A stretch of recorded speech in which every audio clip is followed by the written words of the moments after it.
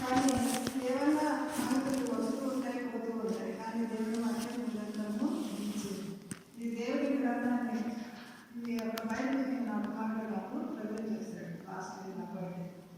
ఈ దైవ గ్రంథాన్ని చదవడానికి దేవుడు నాకు ఎంతో ప్రోత్సహించాడు. దైవ గ్రంథం చదవాలని ఎంతో ఇష్టం. అనేక సార్లు చదివేస్తాను, మొదటి నుంచి ఆఖరి వరకు చాలాసార్లు చదివేస్తాను. లాస్ట్ ఇయర్ నేను 31st కోంపల్లి చర్చ్కి వెళ్ళినప్పుడు అక్కడ కొన్ని సాక్ష్యాలు విన్నాను. ఏమంటే ఈ దైవ గ్రంథాన్ని 100 సార్లు చదివిన చాలా మంది నిలబడ్డారు. నాకు చాలా ఇన్స్పిరేషన్గా ఉంది. 100 సార్లు మన మధ్యలోనే ఉన్నారు. కొన్ని 100 సార్లు చదివేస్తున్నాడు, కొంతమంది నిలబడ్డారు. వారి సాక్ష్యాలు విన్నప్పుడు నేను ఎంకరేజ్ అంటే నేను ప్రోత్సహించబడ్డాను.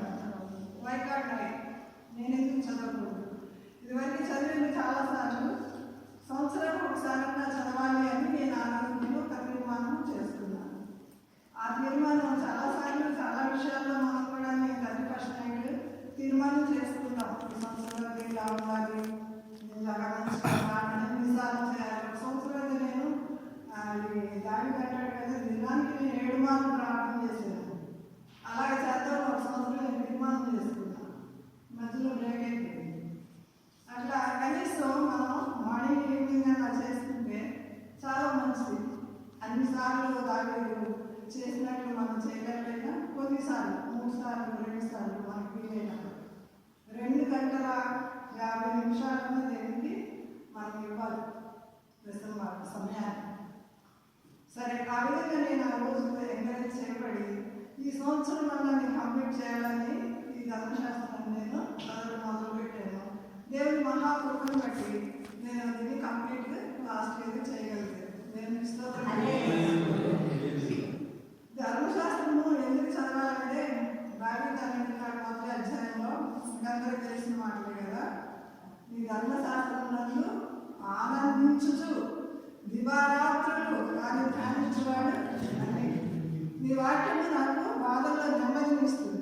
నీ వాక్యము నా పాదముల దీపము, నా త్రోవకు వెలుగైనదని దేవుని వాక్యం చదివిస్తుంది.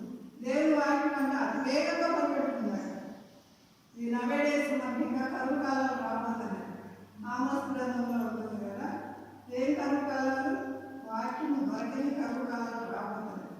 కాబట్టి వాక్యాన్ని అందరూ ధ్యానిద్దాం.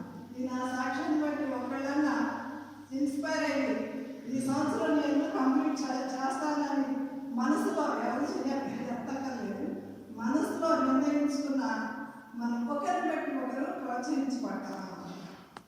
దేవుడి గ్రంథంలో ఒక మాట చదువుతాం. 119 యవనస్తులు ఏం చేద్దాం,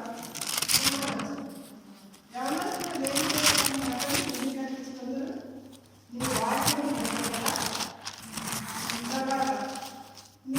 నేను పాపం చేయకపోయినాను, నీ వాక్యంలో నా హృదయంలో ఉంచుకొని ఉన్నాను. అంటే మనకు వర్తిస్తుందా? సర్వ సంపూర్ణం దర్శనంగా దేవుని వాక్యం జరుగుతుంది. తర్వాత నీ ధర్మశాస్త్రంలో ఆశ్చర్యకరమైన సంగతులు గ్రహించినట్లు నా కన్నులు ఎరుగును. Beautiful words. ఇంకా సమయం చాలా అయిపోతుంది. నాకు ఎంతో ఇష్టం అన్నమాట బైబిల్ గ్రంథం చదవాలంటే. ఒక భక్తుడు అంటాడు కదా, ఆయన బైబిల్ అంట ముక్కలు అయిపోయింది, చిన్న ముక్కలు అయిపోయింది. అంటే అనేక గ్రంథాలు ఆయన ఒక 10 వరకు ముక్కులు ఉంటారు. బట్ డైలీ చదివేది ఒక అలవాటు అయిపోతుంది కదా, అని చదివి ముక్కలు అయిపోయింది. అట్టి విధంగా మనందరం కూడా చదువుదాం బాగా ఈ సంవత్సరం. దేవుడి సాక్ష్యం గురించి